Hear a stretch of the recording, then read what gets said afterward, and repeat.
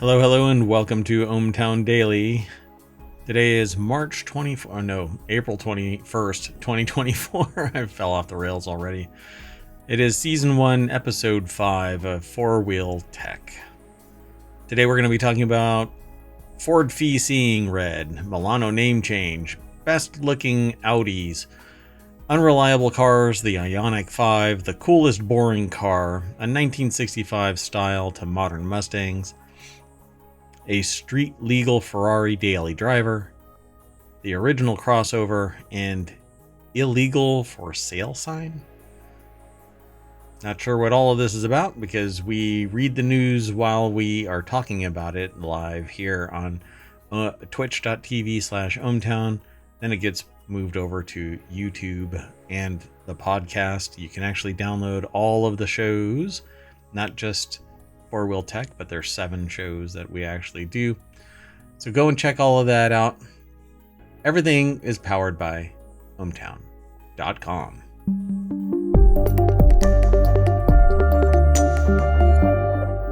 I am Mayor Watt. That is ohmtown.com, and up there and down there and all around me is the sentient AI. Hello. Hello, Mayor Watt, and hello, ohmTown citizens. Welcome to FourWheelTech. I broke my chair today.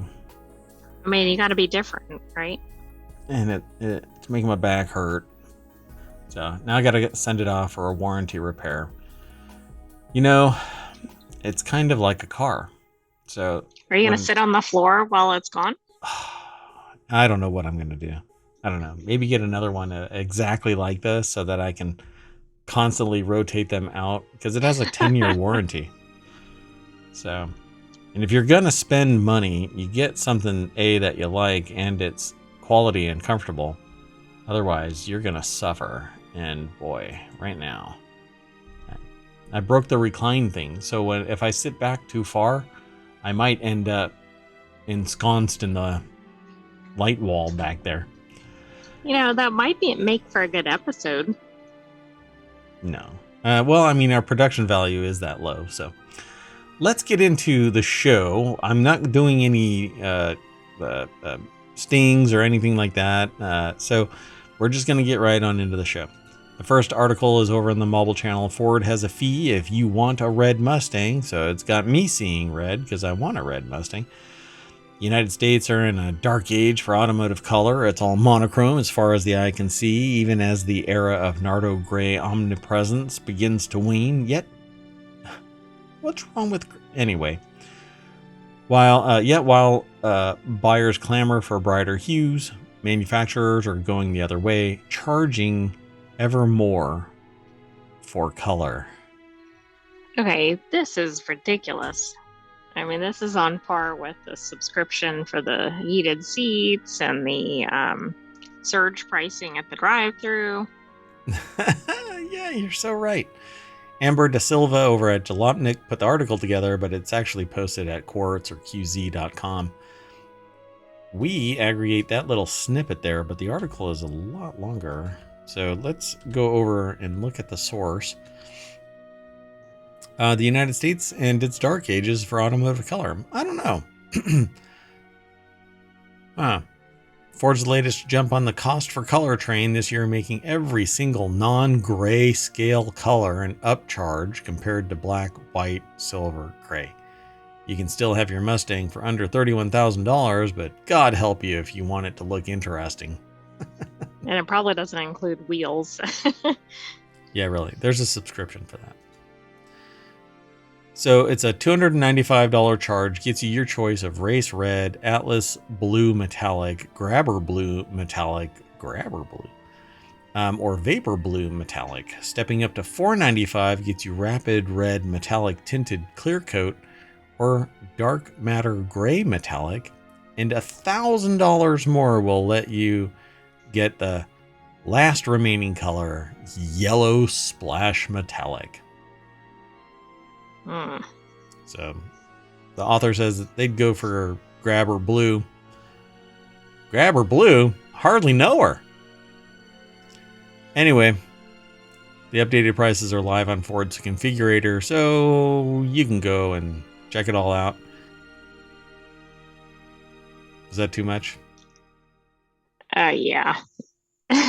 All around. Let's The move on. comment, the pricing.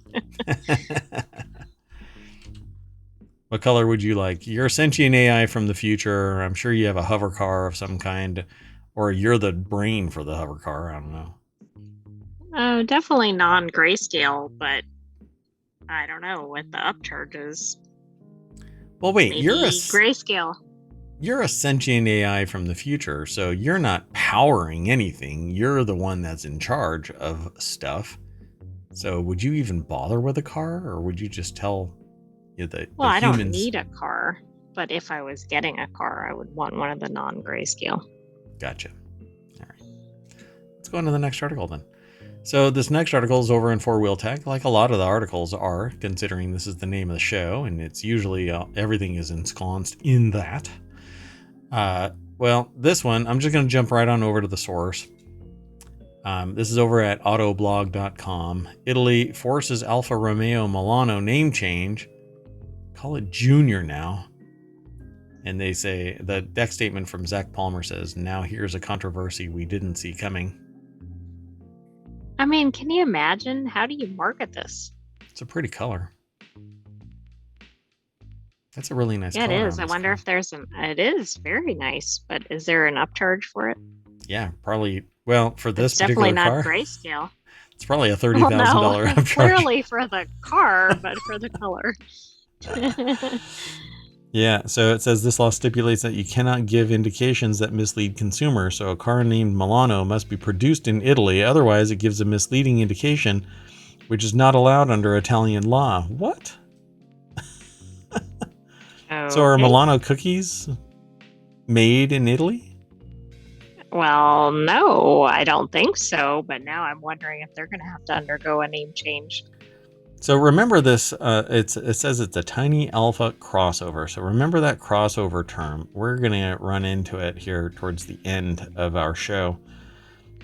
The original crossover. So the name Milano was actually chosen through feedback from the public as Alfa polled Italy's citizens on what it believed the little SUV should be called. Milano was the winning name. And it makes a whole lot of sense considering Alfa's history began in Milan, Italy. Of course, Junior speaks to Alfa's history as well, harkening back to 1966 with the Alfa Romeo GT 1300 Junior. I've never heard of an Alfa Romeo Junior. Well, that's because you weren't around and don't have a database reaching back to the 1966 era of Alfa Romeo, I suspect. That's true. So they basically said, according to Italy's industry minister, Adolfo Urso, quote, a car called Milano cannot be produced in Poland. This is against the law. Wow. So aren't they kind of like working against their own GDP revenues? The people wanted to name this little SUV Milano because it's Alfa Romeo and it's from Milan, but apparently it's not from Milan. So who cares what the people want, right? Let them eat cake. Right.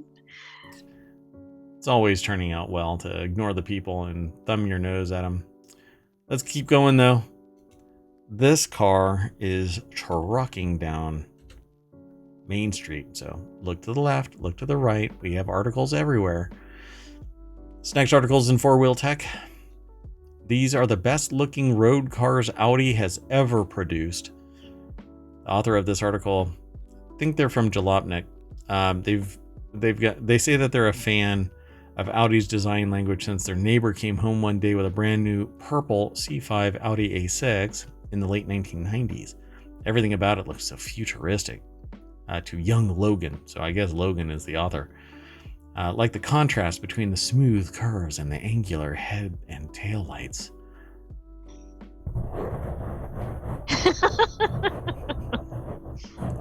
What kind of ASMR is this? This is welcome to Automotive ASMR here on FourWheelTech. Today we're going to be lubing your chassis and buffing your rims. Okay. Anyway, let's go over to Jalopnik. Logan Carter is the author of this. The deck statement says Audi has been producing beautiful automobiles for decades. I had to say that loud. It even peaked. Oh gosh, the audio went. Yeah, hopefully the compressor dropped it so that it doesn't cut out entirely.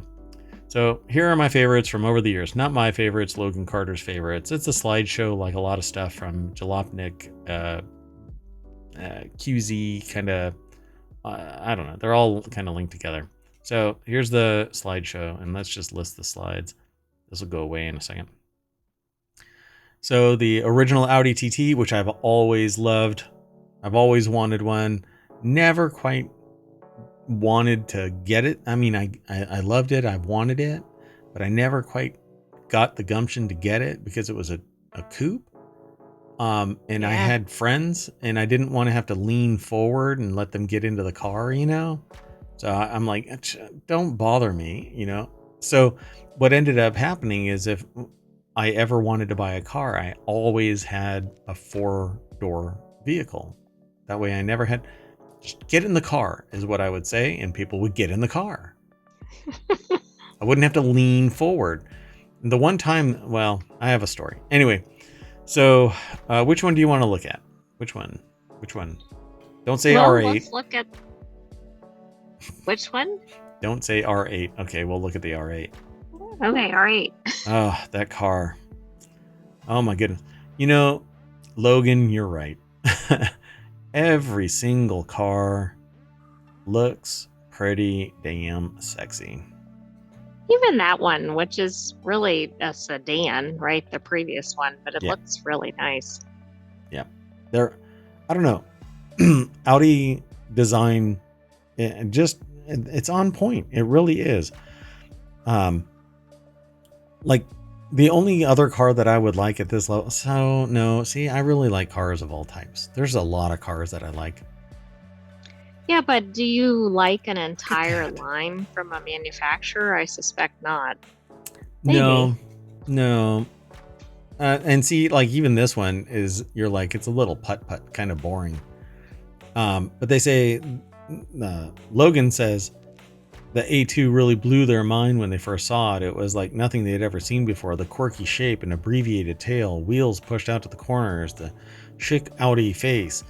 The fact that it was never sold in the United States further endeared me to it, since they still never have seen one in the road.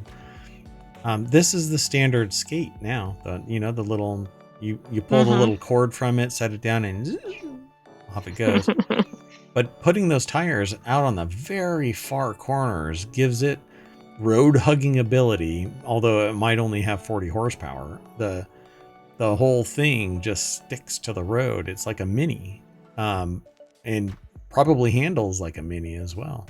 Would not be surprised in the least. So, I mean, I would want that if I was in Europe and I was driving around city streets, tiny little narrow city streets. Zim zoom was where I'd go with that.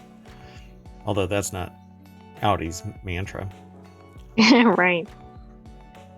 Yeah, I dig all of this one stuff. I don't really particularly care for, but it looks better than other cars in that type. Yeah, I mean, this is your standard, kind of blah. But inside, the comfort level of the inside of this thing is going to be off the chart, because the design aesthetic is one thing. But this is your boring sedan. This is the tuna boat version of their vehicle, because it's the largest sedan that they have. But even that looks nice is my point. Like it may not be the car type people want, but it still looks pretty good. This person said, and Logan says that this was the car, the A6, that they fell in love with. So, I mean, look at that backside. Sorry. This car looks a lot like a Mustang, for crying out loud. Oh, yeah. This I whole don't think I front know end. that one. Look at that. Look, even the little scallop taken out of the body. That Mm-hmm. man, that looks so much. If you made that a little bit prouder right there, and put in some type of design aesthetic right in there, you would have a Mustang. I mean, this is really close. It really looks like a Mustang. I mean, they're all. Yeah, I've always liked Audi. So, just so that I can draw attention to this, this was my first Audi that I wanted, and I've wanted it since its inception. Like the moment I saw this car, I wanted an Audi. But you try and wedge 2 people, 3 people in the back seat, and you're gonna have to drive from wherever you wedge them into your car straight over to the emergency department so that they can be unwedged. Yeah, I don't think it's very practical, but no, not at all. Let's get going though. Sound good? mm-hmm. Was there something you were trying to say? I don't know. Okay. So the next article is over in FourWheelTech as well. These unreliable cars are worth the headache, according to you, not me, not you necessarily, but the audience for Jalopnik, because that's where this is housed. Some cars are just total pains in the ass to own. They could break down all the time, be impractical for daily life, or a number of other headaches, but sometimes it's worth it. Sometimes a car is as good to drive and nice to look at, or historically significant that owners look past the fact that they're a mess. Yeah, my first car, I could see. My first car was so broken down hoopty that I could see the road through the passenger side floorboards. And when I told people that, they said, you know what? I'll walk. That's a vote of confidence in the vehicle. But I liked the car. So at any rate, the article is over at jalopnik.com. Andy Kolmowitz is the author. And it says, the deck statement says, sometimes a car can be so good to drive or so pretty to look at, you'll forget it's a pain in the ass to own. Hope everything's okay. So it is. The critters in ohmTown have gotten activated. Gotcha. So we're going to look at all of these cars here. Not all of them. Let's just see if there's one that kind of toots your horn. I kind of want to see the Alfa Romeo after we were just talking about those. This one? See? The Alfa Romeo Spider, maybe. So what they're referring to is that they're a pain in the ass to own. Okay? So they've all had problems at some point. Citroen is one. The RX-8 is one. That these are cars that I actually know about. Anything Jaguar, basically. Yeah, Jaguar, I've heard of that reputation. Yeah, so there's the Spider. Oh, okay. I mean, I didn't know that by name, but I've certainly seen those. It says like in movies, I think. It's from The Graduate. Oh, that's where that's from. Okay. So it says here, electrical has always been icky. Sometimes, or something always is not working, and you hear them rust at night, and they will ruin your life. But they are the most romantic car ever made, and totally worth it. What is it? Ferris Bueller's Day Off, kind of a car. But this is this is a smaller car than that because they had they had 3 people in that car. I can't remember what car he had. I thought it was a Ferrari for some reason, but I may not be. Yeah, it was definitely red. I mean, yeah, you might be right. Oh my goodness, the Pantera. This thing. Hold on. Yeah, I'm not familiar with that car. It wanted to be Ferrari, like so bad, but no. Early 70s Italian manufacturing quality, just as good, quote unquote, as Brit builds of the day. Rust issues which have you chasing sheet metal cancer all over the car, and it says, yeah, the Pantera was so sick, we need to do more weird shit like these in the present. Yeah, that's never gonna happen. Yep. I mean, we're getting away from those larger cars. And that's what a lot of people want. They want the smaller cars, except for trucks, apparently. Range Rover, Mini Cooper S. I've always loved the Mini Coopers. Oops. But if it's not one thing, it's another that's going to blow out on you, particularly in the S, the turbo. Let's see if they actually say this. Nothing beats the supercharger whine, and good examples can be found quite cheap. As an old BMW owner, I can tell you right now this thing will ruin your life with tiny, constant issues. However, original new Mini is fantastic. So, good luck. Yeah, I don't know. Whichever one else you want to get. A lot of these... How about the Bugatti? Oh, you want to do the Bugatti? There we go. Oh my goodness. What? What? What the hell? What is this? I don't know. Is it just two cars riveted together? It sure looks like it. Bugatti Atlantic. Costs a ton to keep it on the road, enough for 10 to 15,000 miles a year as a daily driver, but it's worth it for the style. I know it'll cost a lot, but I do feel like an Atlantic is a sound investment. If you've got the cash, I think it's worth it. That is an odd vehicle. I feel like it would be driven by like a villain in some cartoon or comedy. It makes me think that Baron movie. Harkonnen from Dune would drive that thing around. Yes, I could see that. I mean, it looks like the dude. All right. Go and check out that link that's in the chat.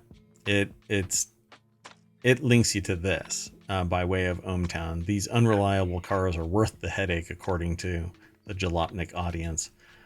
I will never... Because I know what I want in a car is unreliability. Yeah, but I really do want that Audi, and I really do want the Mini, and one of these days. Yeah. So this next article is over in Reality Hacker. Don't let the gimmicks fool you. The ioniq 5N is a serious track car. Hyundai threw everything it had at the 2025 ioniq 5N, the first EV to wear the N performance badge. When you click the link, you get taken over to Digital Trends. Stephen Edelstein is the author. And yeah, this looks like a kind of nondescript, maybe borderline crossover kind of a vehicle. But apparently... Yeah, I agree. It says it's got it's got the guts to actually line up at the track. So performance versions look like it does. Yeah. The 2025 ioniq 5N is the first to truly apply that format to an EV. Performance versions of ordinary cars that have been a staple of the auto industry for decades, but while we've already seen some variants of EVs boasting more power and more impressive stats, i.e. Tesla Model S Plaid or the Lucid Air Sapphire. Apparently the Hyundai ioniq 5N starts at $67,000. The N is $8,700 more than a fully loaded dual motor ioniq 5 Limited. That is a pricey vehicle. So, yeah. Might as well call it a $78,000 vehicle. Just round it. And so it says they applied the expected performance car visuals. The ioniq 5's distinctive shape, flared wheel arches wider than the car by 2 inches, and make room for girthier summer performance tires mounted on 21-inch forged aluminum rims. The N sits 0.79 inch lower than the standard ioniq 5, further eroding Hyundai's claim that it's a crossover SUV rather than a sales kryptonite hatchback. That's funny. By the way, well, again, crossover. We're going to talk about that. A few more articles. Yes. So what you can't see are the structural reinforcements that help make the body more rigid, which improves handling by providing stiffer mounting points for the suspension. The body shell features 42 additional welding points and 6.9 feet of added structural adhesive. Okay. The motor, battery pack, and steering rack mounts were also strengthened. So while the aftermarket tuners may eventually find a way to replicate the N's power, it will be difficult to match the factory hot rod's robust structure. It's like Ocean's 11, taking the minis apart and putting a roll cage in it and stiffening the suspension and all that kind of stuff. The Italian Job. Oh, Italian Job. I'm sorry, Italian Job, not Ocean's 11. Thank you. So they talk about the screens, but I'm actually looking at the performance. I want to see what the driving experience is. 641 horsepower in an ioniq 5. Does that car look like it has even half of that horsepower?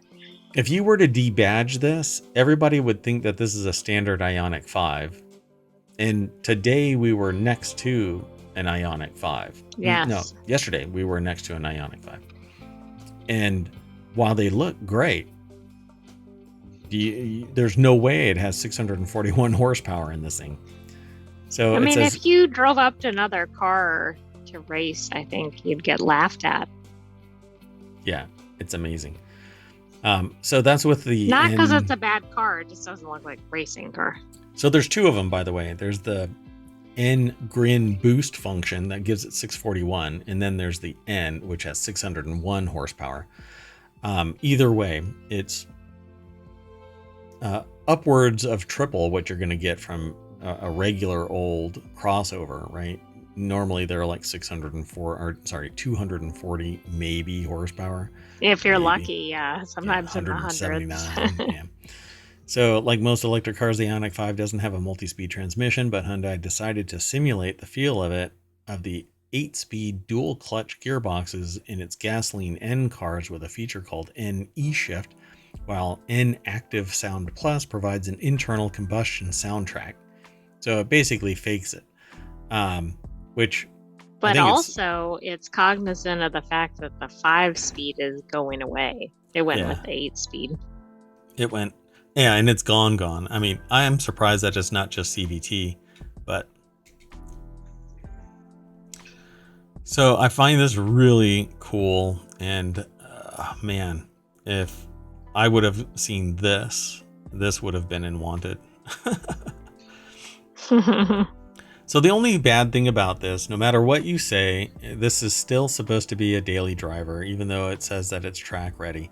So it only has 260 miles, 221 actually. Hyundai estimates 221 miles compared to the best rating of 260 for a non-N dual motor. Hyundai still expects the ioniq 5N to complete a 10 to 80% DC fast charge in the same 18 minutes as other ioniq 5 models, though assuming you can find a 350 kilowatt charging station that allows the car to charge at full power. So from 10 to 80, you're still 20% short of your maximum range. So if you are thinking that you're going to go 221 miles at 80%, you're getting 180 miles. Right, and that's without any other impediments, right? Hills, rain, weather, whatever. Traffic jams, whatever. Oh God, traffic jams. And then you have to sit around for another 20 minutes because you're not going to get there 18 minutes like a clock, right? This is not, a race car. It assumes there's a charger. Assumes it's the right charger. Assumes that there's an open charger. Yeah, it's not going to be that fast charger. 18 minutes? No, it's 2 hours. Get out of here. And if you want to go from 80 to 100, you're looking at 2+ hours. Easy. So they say building chargers is not a big deal. Hyundai has already installed some at a track. But if this is only track, then I guess we should just hang the keys up because I want to be able to drive my car around. I don't want to have to only use it in a truck or on a track. So if you don't plan on taking your car to the track, though, the Ford Mustang Mach-E GT, optional power performance, I'm already not interested. So there you go. Slightly cheaper than a Corvette Stingray. Nah, I'll stick to hybrid. Or the Stingray. There you go. Give me a nice car. All right, let's go on to the next article. This article is over in FourWheelTech. You can own the coolest version of the most boring car ever. If it wasn't for the stylish nature of the ioniq 5 right now, I would have said that. That last car was the coolest version. I know. But I really like the ioniq styling, so this joke kind of fell flat. But Chevy Malibu hasn't raised many pulses in the 21st century, and despite General Motors' best efforts of selling all of the personal information of their travels from one location to another to a data broker and then people buying it from the data. I'm talking about something else entirely. I'm sorry, folks. Anyway, the custom 1997 Chevy Malibu Cruiser concept car displayed by GM at the 2001 SEMA show still looks underwhelming, but apparently it's the coolest version of the most boring car. Let's go take a look at it. That can't be. I will say that cannot be a Malibu. What the heck? So this is over at Bring a Trailer. That picture. The article is by Logan Carter over at jalopnik.com. This turbocharged 1997 Chevy Malibu should be cool, but it still manages to underwhelm. Okay, what I'm more interested in is all the cars around it. Yeah. Because none of them are things that you see every day. Yeah, all of these are from like the 60s, 70s. This thing is a 97 Chevy Malibu. So it's painted in a striking shade called Sublime Lime, which is probably several $1,000s more than the default colors that you can get on your Ford. This so 2000 concept should be sweet, but it's definitely leaving a sour taste in the author's mouth. The equation should result in a product that's desirable or at least cool looking, and despite being an exemplary snapshot of tuner culture in the early 2000s, the Malibu Cruiser is still hampered by the exceptionally anonymous styling of the 5th generation Chevy Malibu. I don't know what's wrong. Why is that so? What's weird about this car is I think the tires are too small for the wells. The lights look like they have eyeliner on. Yeah. It has some type of ground effect thing here that doesn't look like it's cohesive. You know, it looks like somebody like attached it with bolts, but offset a little too much. And I don't know, wings are never a good thing. You know, wings are like capes, you know, just no. So let's see. This generation of Chevy Malibu has always looked more like a Chevy Prism, which is actually just a rebadged Toyota Corolla than a real Chevy product to the author. It's as though the designer set out to design an NPC car for the then new game called Grand Theft Auto. Ouch. Shots fired constantly and never stopping. Yeah, even badged, this thing looks like it's debadged. It's weird. Like you can barely tell that it... I agree, it's the coolest Malibu I've seen. I don't know. I agree, I don't want it. Oh, goodness.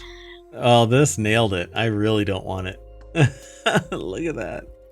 The interior just screams no. Wow. That's weird. It's like that must have been an optical illusion. Looking at it here, it looks like the tires are really thin and way far away from the fender. That's how it looks in the photo. But then when you scroll here, they're, you know, an inch and a half away from the fender. That's wild. The engine looks old.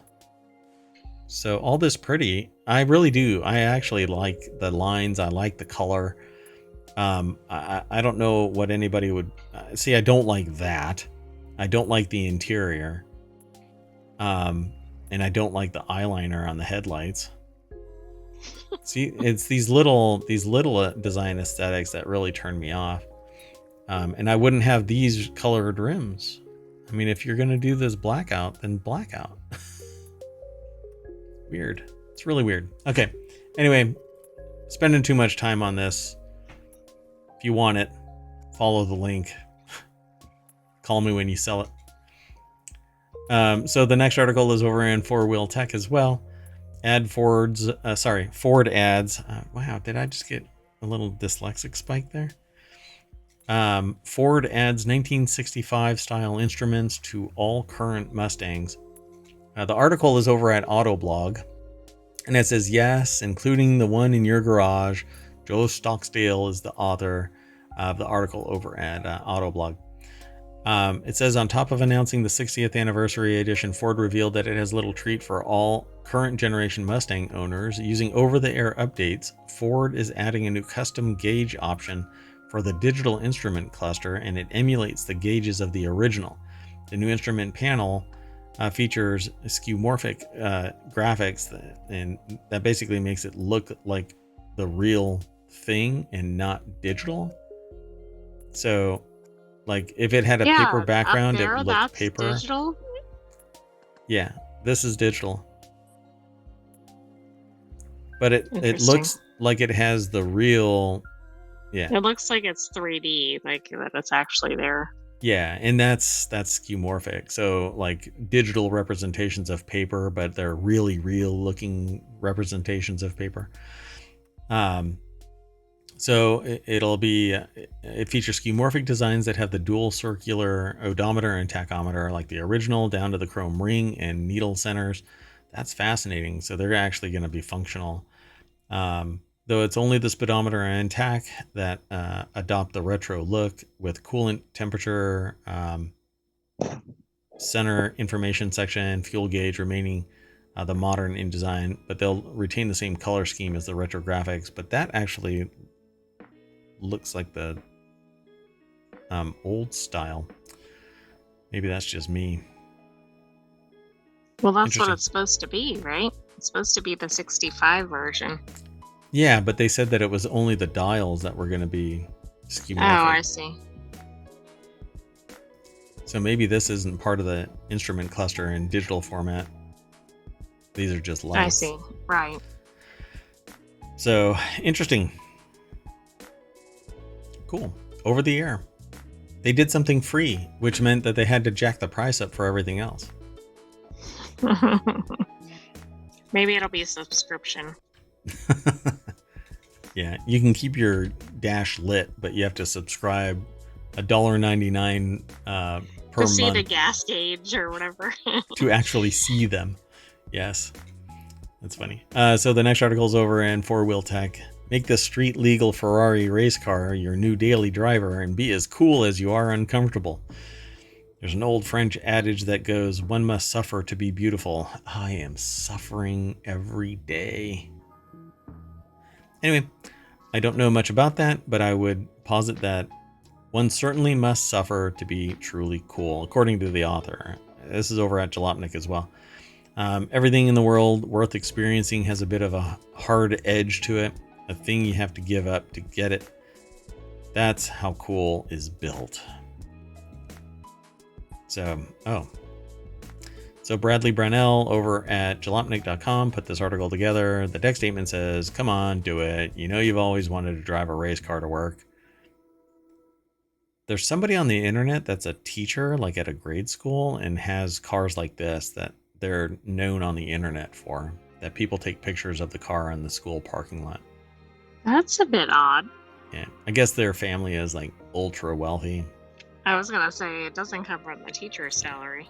Apparently he's really cool, you know, like, don't judge me because I'm filthy freaking rich.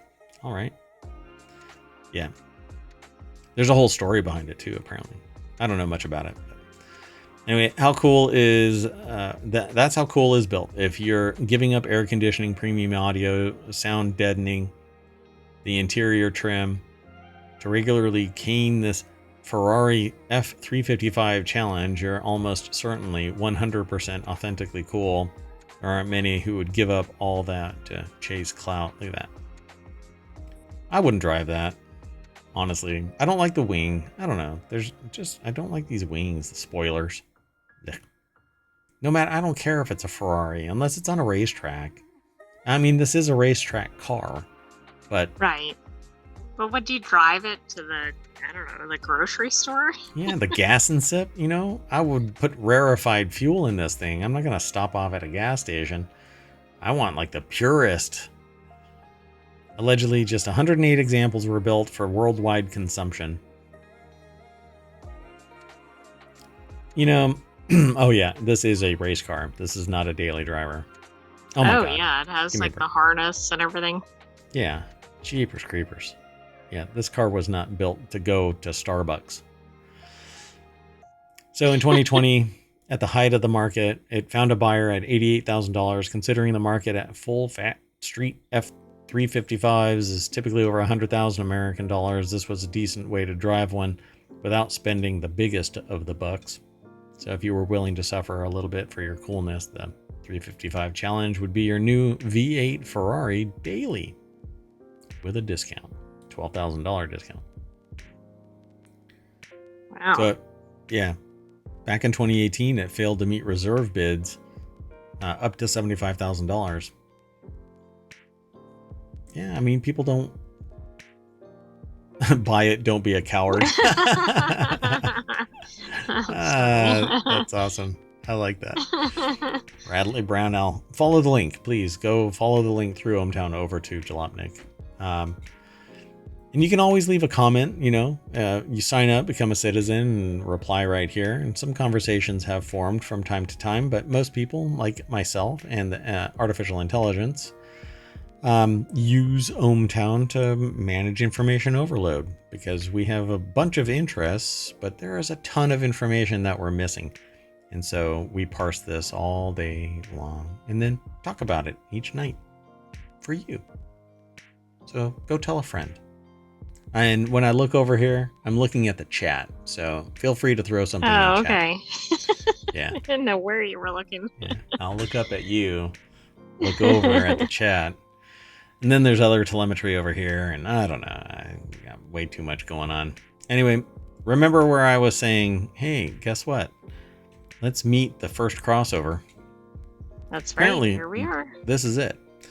It's over in FourWheelTech. The link is in the chat, and it'll be in the show notes like everything else. Stick-shifted 1986 Jeep Cherokee shows where crossovers come from. Didn't know that. Yeah, I did not know this. Oh, wow. So it's currently listed on Cars and Bids. Ronan Glon from autoblog.com put the article together. It says, we have original Jeep Cherokee to thank or blame for the crossover rise. Released in 1984 and called XJ internally, but that's not the XJ. Oh, FJ. FJ was Toyota. Oh, right. Mm-hmm. So internally, the model gained a loyal following by bridging the gap between family-friendly station wagons and burly body-on-frame SUVs. Many early XJs were driven into the ground, heavily modified or chewed alive by rust, but a clean-looking example with cool options has popped up on Cars and Bids. So there you go. Look at that. It's from Colorado. Let's see.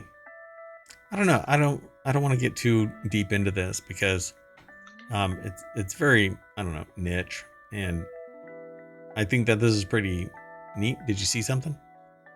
No, but I think the bigger takeaway here is that if this spurred the crossover movement, that's pretty cool. Yeah. Or it's the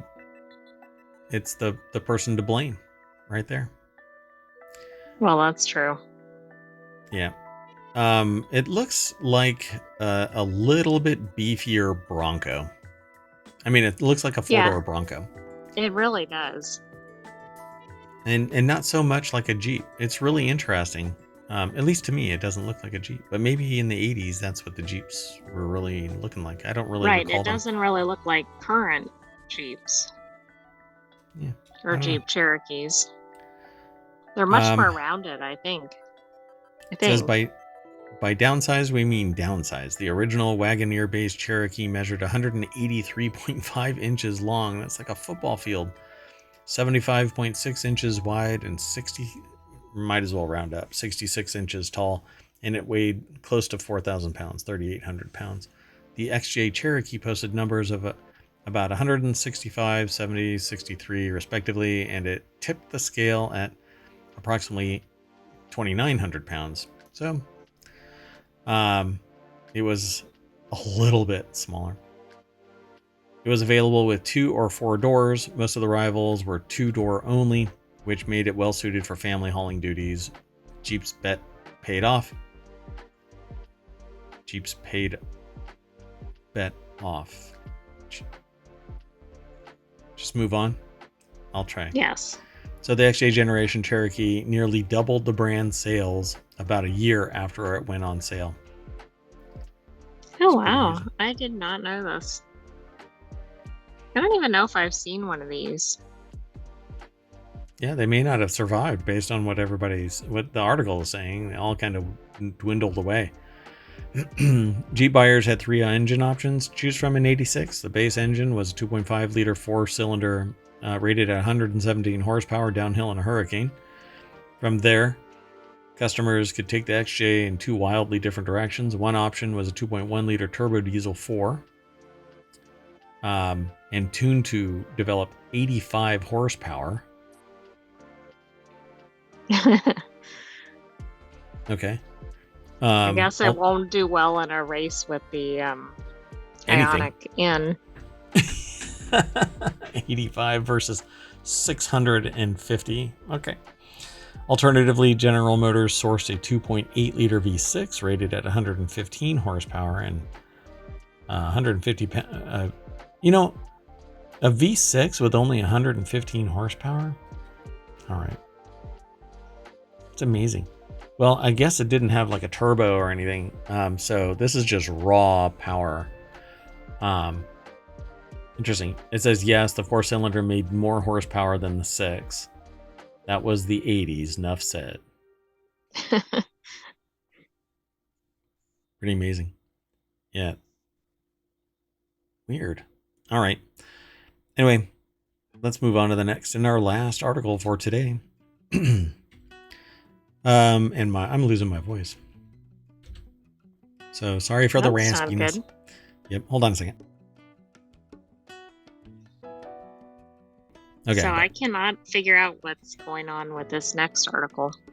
Yeah, I thought it was really interesting, so I had to choose it. FourWheelTech. Apparently, it's illegal to put a for sale sign in your truck now. A retired Pennsylvania school teacher got an opportunity to move to the Philippines to teach English. After failing to offload his pickup truck online in an effort to sell everything off before moving, Will Kramer decided to throw a for sale sign in his window to let passersby know that it was on the market. So Bradley Brownell put the article together. Pennsylvania teacher, the deck statement is, Pennsylvania teacher sues after being ticketed for advertising his truck for sale. Weird. For sale sign in the window. One day, his 1987 Chevy had a ticket under the wiper stated that he'd run afoul of a local ordinance forbidding parking a vehicle in public for the purpose of selling it. Well, that'll be dismissed right away. And where would you park it otherwise to sell it? Somewhere Weird. Where people can't see it? I didn't even focus on that. That's funny. Okay, so that's hilarious. Yeah, I parked it in a garage to let people know that the for sale sign is real. So they say I was retiring. I was finally going to move to another country, so there was urgency to sell my truck. I wanted to sell some of my items and not take them with me. Didn't want to store them. Thank you. So went ahead and paid the fine, but his check was returned because the city said that it was owed an additional late fee. Incensed by the ridiculousness and bureaucratic nonsense of the situation, he set out to do something about it. Kramer teamed up with the Institute for Justice, a nonprofit law firm, to sue Nazareth over the ordinance, claiming that it was a violation of his First Amendment rights. Wow, that's reaching deep. Nazareth instituted the law in 1991 explicitly to prevent an entrepreneurial car enthusiast from selling cars in front of his house. A resident at the point would buy mechanic specials, fix them up, and sell them, according to Council President Daniel Chiavaroli, which is interesting because it's disparate treatment, you know? Yeah, it's like doing it for personal benefit. Yeah, it was targeting somebody. They went on to say that they didn't want the streets to be used for commercial purposes, and that parking on the street in Nazareth is a privilege, not a right. Bullshit. That's an absolute right. I'm paying taxes for that. That guy sounds like he sucks, is what the author says. It's worth noting that Kramer's residence does not have a driveway, and he was still using the truck for transportation when it had the sign in the window. Right, so it wasn't even like it was just parked permanently or something. I could see a problem with that. Like abandoned, right? Yeah. Semi-abandoned, waiting for somebody to call. Just collecting dust and being a pox, right? So now the truck is gone. He's still fighting the tyrannical municipal overreach. I, for one, hope he wins, and I do too. Dying in your beds many years from now, would you be willing to trade all the days from this day to that one chance to come back here and tell Nazareth, Pennsylvania, that they may take our lives, but they'll never take our freedom?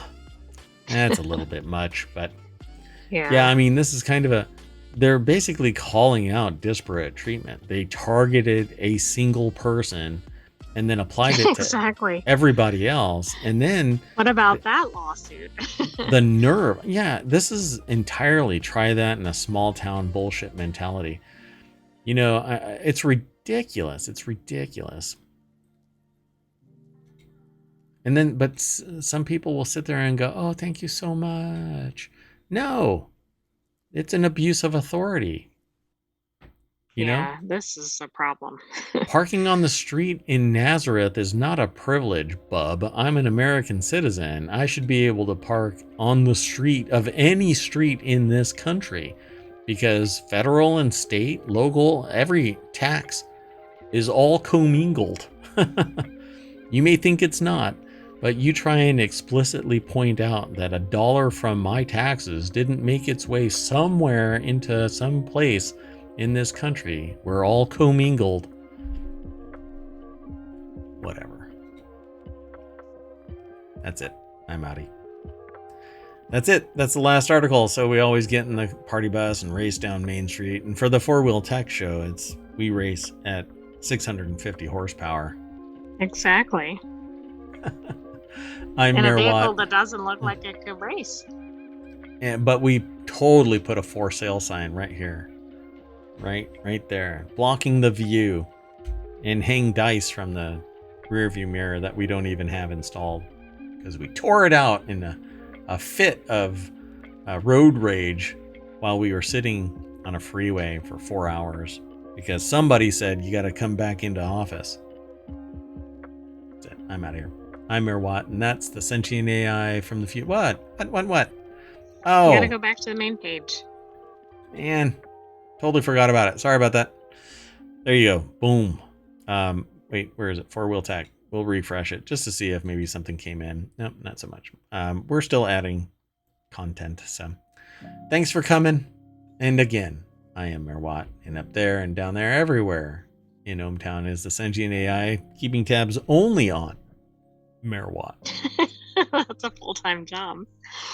Good night, ohmTown citizens. Be sure to come back tomorrow for ohmTown Daily at 8 p.m. But also, we'll have another episode of FourWheelTech next weekend. Ever onward.